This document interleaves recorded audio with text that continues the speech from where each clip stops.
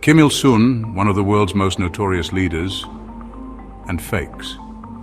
Most people know Kim Il-sung as North Korea's founding leader, the patriarch of a political dynasty that has ruled for over 7 decades.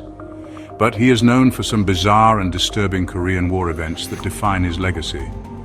To him, the Korean War was a war of narratives where Kim Il-sung forged his absolute power through chaos and deception.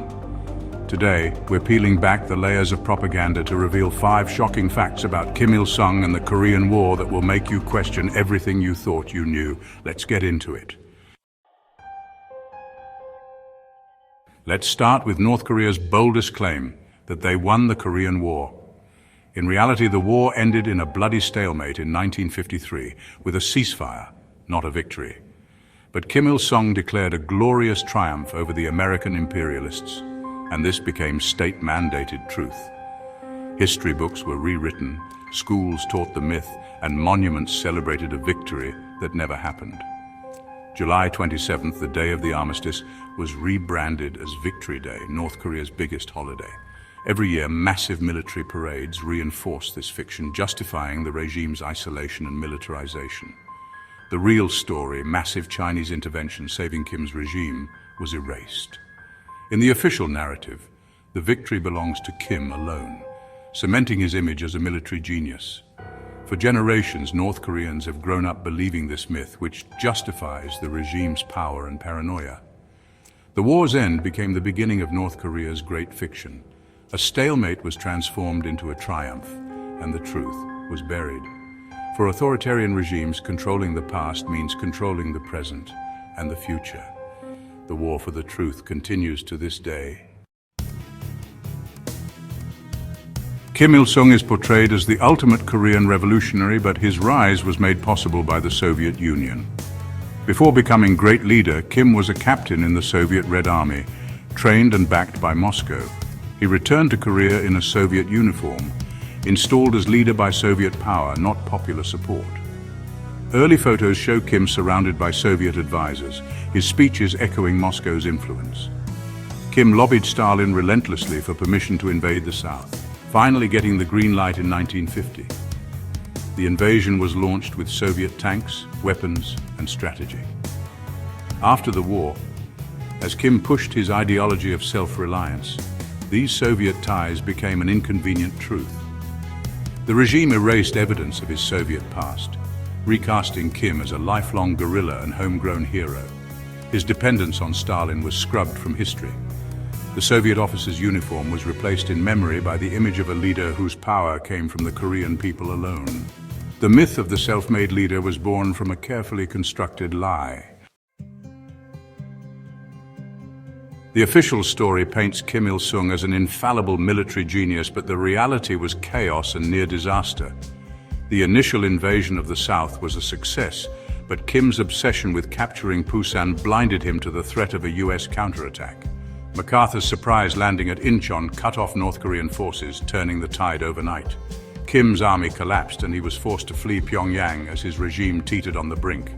Within the party, factions tied to China and the Soviet Union blamed Kim for the catastrophe and plotted to remove him. His rule was hanging by a thread until China's massive intervention saved North Korea from extinction. Kim used this lifeline to purge his rivals, blaming them for defeat and accusing them of treason. The near collapse became his excuse to eliminate all opposition. Instead of acknowledging his failures, Kim rewrote the story, turning disaster into a tale of his own survival and strength. The purges that followed ensured no one would ever challenge him again. The myth of the unshakable leader was built on the ashes of near defeat. Power was now his alone. As bombs rained down on North Korea, Kim Il-sung's regime went underground, literally. The US bombing campaign flattened Pyongyang, forcing the leadership to build a vast network of bunkers and tunnels beneath the city. This wasn't just survival, it was a secret city, with command centers, factories, and hospitals hidden deep underground. The Pyongyang Metro, one of the world's deepest, is believed to be part of this system, doubling as a nuclear shelter. Rumors persist of secret tunnels connecting government buildings and military sites, forming a hidden lifeline for the regime. The full extent of these bunkers remains a closely guarded secret. The trauma of the war's destruction seared a bunker mentality into the regime's DNA. Today, North Korea's underground infrastructure is legendary: hardened artillery sites, secret airfields, and more. The secret city beneath Pyongyang is a testament to the regime's paranoia and determination to survive at any cost. The war's legacy is not just in propaganda, but in concrete and steel, hidden from the world. Kim Il-sung's ultimate insurance policy was to make his regime bomb-proof. The underground city is the war's most enduring secret. For Kim Il-sung, the Korean War was the perfect opportunity to seize absolute power. Before the war, North Korea was divided by rival factions: domestic communists, Chinese returnees, and Soviet-trained leaders like Kim. The chaos of war gave Kim cover to launch brutal purges, eliminating anyone who questioned him. Dissent was rebranded as treason. Rivals were accused of sabotage and espionage. High-ranking officials and military commanders from other factions were purged, imprisoned, or executed. The purges extended to ordinary citizens. Anyone with a suspect background was at risk. Paranoia gripped society. Neighbors spied on neighbors, and thousands were sent to labor camps or killed. The intensive guidance campaign was social engineering by terror, designed to force total submission. While the world watched the front lines, Kim waged a secret war against his own people. By 1953, the rival factions were shattered, and Kim stood alone. The war had given him the perfect excuse to destroy all opposition and forge a totalitarian state. Fear, loyalty, and the cult of Kim became the pillars of North Korea. The war's true legacy was the birth of a dictatorship.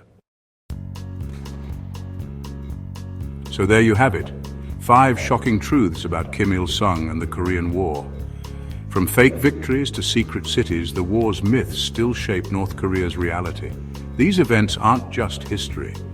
They're the foundation of the regime's power and paranoia. If you found this video eye-opening, hit like, subscribe, and let me know in the comments which fact surprised you most. Until next time, stay curious.